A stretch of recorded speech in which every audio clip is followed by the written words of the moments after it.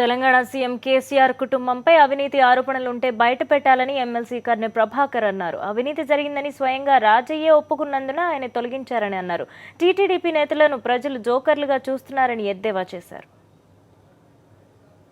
చాలా సందర్భాల్లో చెప్పినాం, మరొకసారి చెప్తా ఉన్నాం.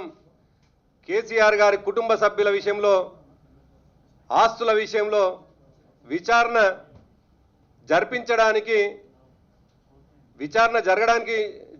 జరగడానికి మేము సిద్ధంగా ఉన్నాం, జరిపించుకోవడానికి సిద్ధంగా ఉన్నాం, రుజువు చేయడానికి మీరు సిద్ధంగా ఉన్నారా అని చెప్పేసి ఈ సందర్భంగా మిమ్మల్ని డిమాండ్ చేస్తా ఉన్నాం. వార్తల్లో, పేపర్లో పతాక శీర్షిక రావడానికో, టీవీల్లో బ్రేకింగ్ న్యూస్ రావడానికో మీ మాటలు పరిమితమైతే మిమ్మల్ని ప్రజలు జోకర్లు అనుకుంటున్నటువంటి విషయాన్ని ఈ సందర్భంగా గుర్తు చేస్తా ఉన్నాను. రాజయ్య గారే చాలా స్పష్టంగా ఒప్పుకున్నారు. వారు నా కింది స్థాయిలో ఉన్నటువంటి వ్యక్తులు, నా శాఖలో అనేక అక్రమాలు జరిగినట్టుగా నాకు కూడా తెలిసింది అనేటువంటి విషయం మాజీ ఉప ముఖ్యమంత్రి గారు రాజయ్య గారు చాలా స్పష్టంగా ఒప్పుకున్నారు.